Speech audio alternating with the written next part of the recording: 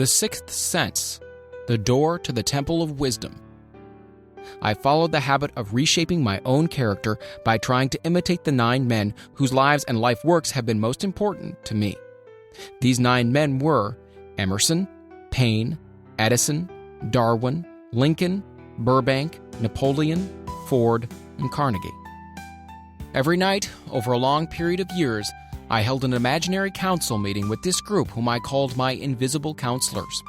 The procedure was this.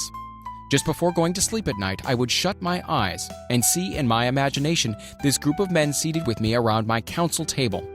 Here, I had not only an opportunity to sit among these men, whom I considered to be great, but I actually dominated the group by serving as the chairman. I had a very definite purpose in indulging my imagination through these nightly meetings.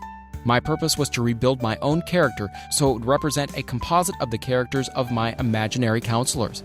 Realizing as I did early in life that I had to overcome the handicap of birth in an environment of ignorance and superstition, I desperately assigned myself the task of voluntary rebirth through the method here described.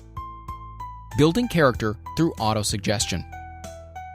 Being an earnest student of psychology, I knew, of course, that all men have become what they are because of their dominating thoughts and desires. I knew that every deeply seated desire has the effect of causing one to seek outward expression through which that desire may be transmuted into reality. I knew that self-suggestion is a powerful factor in building character, that it is, in fact, the sole principle through which character is builded.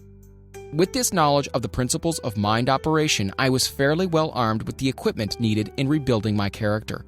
In these imaginary council meetings, I called on my cabinet members for the knowledge I wished each to contribute, addressing myself to each member in audible words as follows.